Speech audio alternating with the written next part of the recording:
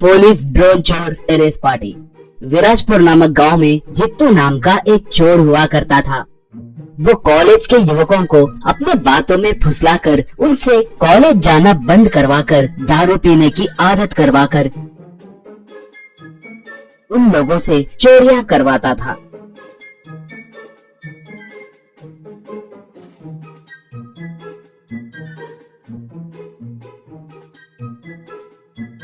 ऐसे सब अच्छे से चलने लगा था, मगर एक बार एसआई युगंधर ने थोड़े विद्यार्थियों को चोरी करते हुए रंगे हाथ पकड़ लिया।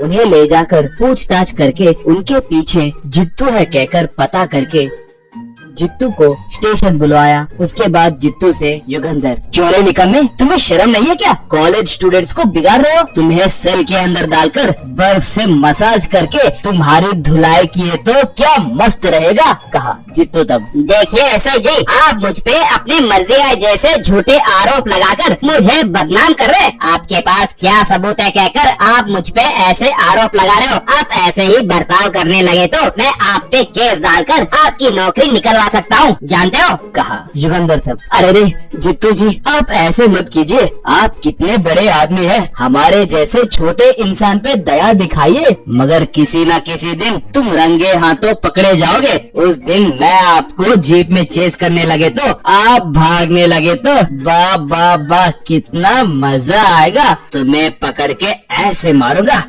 मारूंगा कि जैसे कोई पागल कुत्ते को मारते हो, कहकर जित्तू को भिजा दिया। उसके बाद जित्तू अपने डेन को जाकर अपने आदमी ढिल्ली से, आजकल ये युगंधर बहुत ओवर एक्टिंग कर रहा है, हमारे खिलाफ गए तो क्या होगा उसे पता चलना चाहिए, कहा। ढिल्ली तब, भाई इससे पहले ये हम पे इतनी निगरानी नहीं रखता था भाई। जब से हम विद्यार्थियों से चोरी करवा रहे हैं तब से निगरानी बढ़ा दिया इसने। वैसे विद्यार्थियों से काम क्यों करवाना भाई, जरूरी है क्या, कहा जित्तू। चुप रहे, तुम्हें पता नहीं है जवानी के उम्र के बारे में, तुम क्या जानते हो? इस उम्र में उनके बहुत सी ख्वाहिशें होती है, मगर पैसे नहीं रहते, घर वाले पैसे नहीं देते, पढ़ो पढ़ो कहकर पीछे पड़ते। ऐसे टाइम में हम उन्हें टारगेट करके उनके छोटे मोटे ख्वाहिशें पूरी किए तो वो हमारे बड़े बड़े ख्वाहिशें पूरी करेंगे। इसलिए तुम और थोड़े युवकों को टारगेट करो, जंगल में मौजूद हमारे फार्म हाउस में एक पार्टी अरेंज करो, कहा। ढिल्ली मान गया। ऐसे जित्तू थोड़े युवकों के साथ जंगल में मौजूद एक बिल्डिंग में के टेरेस पे उन्हें पार्टी देते हुए वहां पर आने वाले युवकों को धीरे धीरे उसके काम उनसे करवाने का प्लान बनाने लगा। ऐसे थोड़े दिन बीते।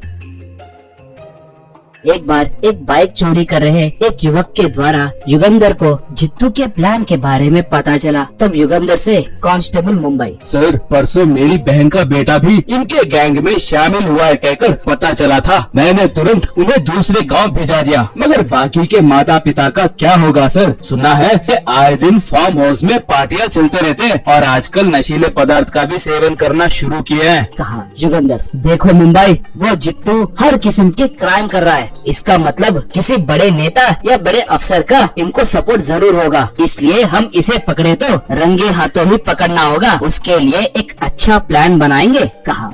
उसके बाद युगंधर एक टीम को सेट करके एक ड्रोन ऑपरेटर को काम पे रखा। जित्तू के पार्टी वाले जगह पर उस ड्रोन को भिजाया।